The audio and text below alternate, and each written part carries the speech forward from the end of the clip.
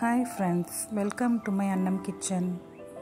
இன்னைக்கு நம்ம விநாயகர் சதுர்த்தி ஸ்பெஷலான பூர்ண கொழுக்கட்டை எப்படி செய்யலாம்ன்றத பார்க்கலாம். அதுக்கு முன்னாடி எங்கள் சேனலை புதுசாக பார்க்குறவங்க சப்ஸ்கிரைப் பண்ணிக்கோங்க, லைக் பண்ணுங்கள், ஷேர் பண்ணுங்கள், கமெண்ட் பண்ணுங்கள், பக்கத்தில் இருக்க பெல் ஐக்கானை ப்ரெஸ் பண்ணுங்கள். இதுக்கப்புறம் வீடியோலாம் உங்களுக்கு அப்டேட் ஆகும். ஸோ பூர்ண கொழுக்கட்டை எப்படி செய்யலான்றத பார்க்கலாமா? அதுக்கு முதல்ல ஒரு கடாயை சூடு பண்ணி அதில் 250 கிராம் வேர்க்கடலை போட்டு நல்லா வறுத்துக்கலாம். ஒரு 5 நிமிஷத்துக்கு மீடியம் ஃப்ளேமில் வச்சு வறுத்துக்கோங்க. வறுத்ததும் ஸ்டவ் ஆஃப் பண்ணிவிட்டு ஒரு கொஞ்ச நேரம் ஆறுனதுக்கப்புறம்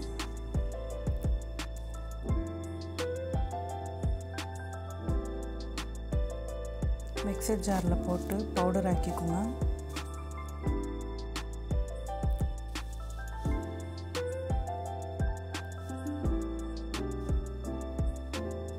இந்த மாதிரி குறை நரைச்சிக்கலாம். அதுக்கப்புறம் ஒரு கடாயை சூடு பண்ணி 2 டேபிள் ஸ்பூன் நெய் விட்டு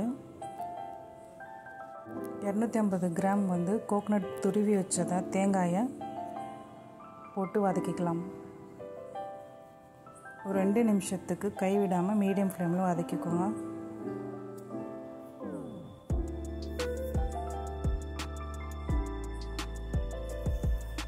அது கூட 250 கிராம் வெல்லத்தை தூள் பண்ணி ஆட் பண்ணிக்கோங்க. நல்லா ஒரு 5 நிமிஷத்துக்கு கிளறி விட்டுக்கலாம்.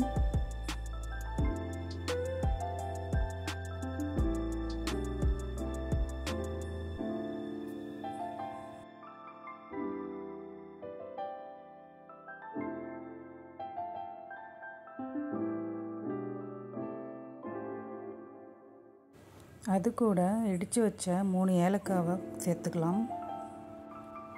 ஒரு சிட்டிகை உப்பு சேர்த்துக்கலாம். நல்லா கைவிடாமல் கிளறிக்கிட்டே இருங்க. அது கூட பவுடர் பண்ணி வச்சுருந்த இந்த வேர்க்கடலை பொடியை சேர்த்துக்கலாம்.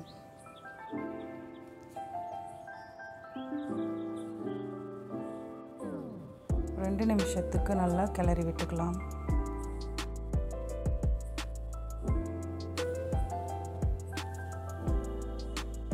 இந்த மாதிரி கிளறிக்கிட்டே இருந்தோம்னா நமக்கு ஒரு திக்கான கன்சிஸ்டன்சிக்கு வரும், ஒரு பூர்ண பதத்துக்கு வரும். அந்த டைமில் நம்ம அடுப்பு ஆஃப் பண்ணிட்டு கொஞ்ச நேரம் ஆற விட்டுடலாம்.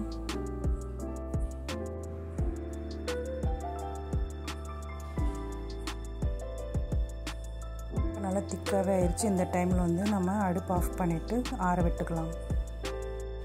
அதற்கப்புறம் ஒரு பாத்திரத்தில் 1 லிட்டர் தண்ணி விட்டு 1/2 டேபிள் ஸ்பூன் உப்பு போட்டு கொதிக்க வச்சுக்கலாம். கூட கொஞ்சம் எண்ணெய் விட்டுக்கோங்க, ஏன்னா நம்ம மாவு ஒட்டாமல் வரத்துக்காக.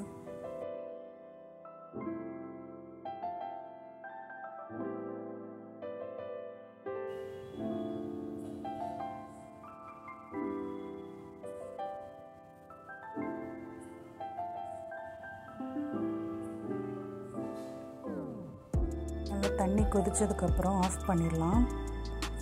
இப்போது ஒரு 1/2 கிலோ நமக்கு ஒரு கொழுக்கட்டை மாவு ஒரு பவுலில் போட்டுக்கலாம். அது கூட கொதிக்க வச்ச தண்ணியை கொஞ்சம் கொஞ்சமாக ஆட் பண்ணி ஒரு சப்பாத்தி மாவு பதத்துக்கு நம்ம பிசைஞ்சிக்கலாம். தண்ணி சூடாக இருக்கனால ஒரு கரண்டி வச்சு நம்ம கிளறிக்கலாம்.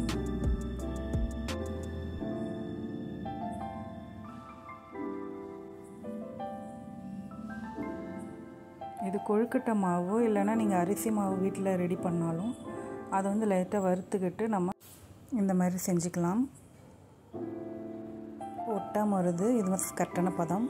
இப்போ ஒரு கோன் ஷேப்பில் மோல்டு எடுத்துக்கலாம். அதில் நல்லா எண்ணெய் தடவி விட்டுக்கலாம். இப்போ இந்த மாவு உள்ளே அழுத்தி குழியாக்கிக்கலாம்.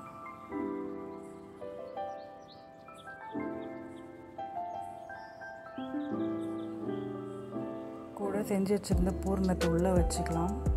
அப்புறம் கொஞ்சம் மாவு எடுத்து அதே மாதிரி மூடிக்கலாம்.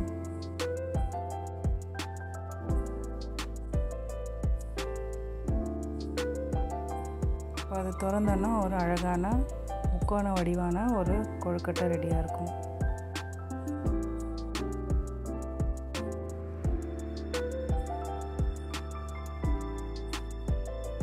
இதே மாதிரி மாவு உள்ளே வச்சு நம்ம பூரணத்தை உள்ளே வச்சு நம்ம சீல் பண்ணிக்கலாம்.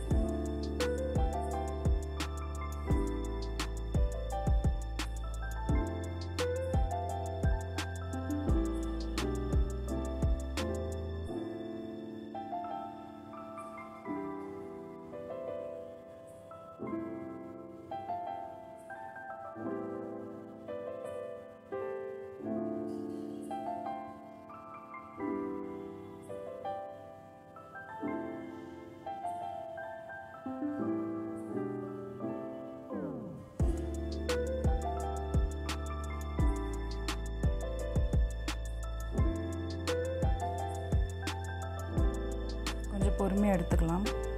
அடுத்தது ஒரு ஸ்டார் ஷேப்பான ஒரு அச்சு, அதில் எண்ணெய் தடவிக்கிட்டு நம்ம மாவை வந்து இப்படி தட்டையாக தட்டிட்டு ஒரு பக்கத்தில் நம்ம வச்சுக்கலாம்.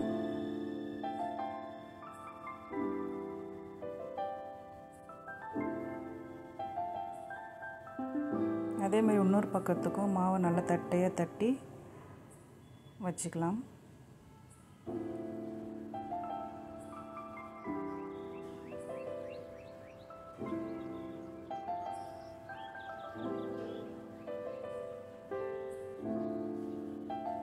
அது கூட பூரணத்தை உள்ளே வச்சு அந்த மூடி ஒரு அழுத்திக்கலாம்.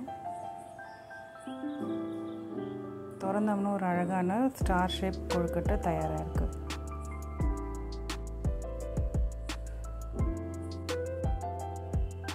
அடுத்தது நம்ம எந்த அச்சும் இல்லாமல் நம்ம கையிலே நம்ம செய்யலாம். அதுக்கு நம்ம கையில் கொஞ்சம் மாவு எடுத்து நல்லா இப்படி வட்டமாக தட்டிக்கிட்டு கொஞ்சம் பூரணத்தை உள்ளே வச்சு அதை மடக்கிக்கலாம். மடக்கிக்கிட்டு அந்த ஓரங்களை வந்து நம்ம நல்லா மூடிக்கலாம் அழுத்தி. அப்போ தான் பூர்ணம் வெளியே வராமல் இருக்கும். ஸோ இந்த மாதிரி விதவிதமான அச்சுகளை வச்சு நம்ம ரெடி பண்ணிக்கலாம். அடுத்தது இட்லி பானையில் ஒரு தண்ணி கொஞ்சம் போட்டு சூடு பண்ணி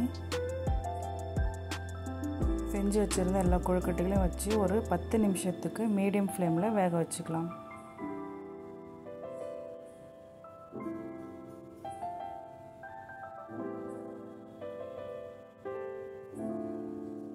இப்போ சூப்பரான சுவையான கொழுக்கட்டை தயாராகிருச்சு. இந்த வீடியோ உங்களுக்கு பிடிச்சிருக்குன்னு நினைக்கிறேன். பிடிச்சிருந்தா லைக் பண்ணுங்கள், ஷேர் பண்ணுங்கள், கமெண்ட் பண்ணுங்கள், சப்ஸ்கிரைப் பண்ணுங்கள், பக்கத்தில் இருக்க பெல் ஐக்கானை ப்ரெஸ் பண்ணுங்கள்.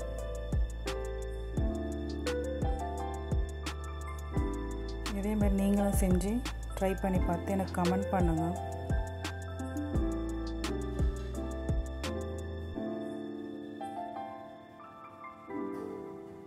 நன்றி. தேங்க்யூ.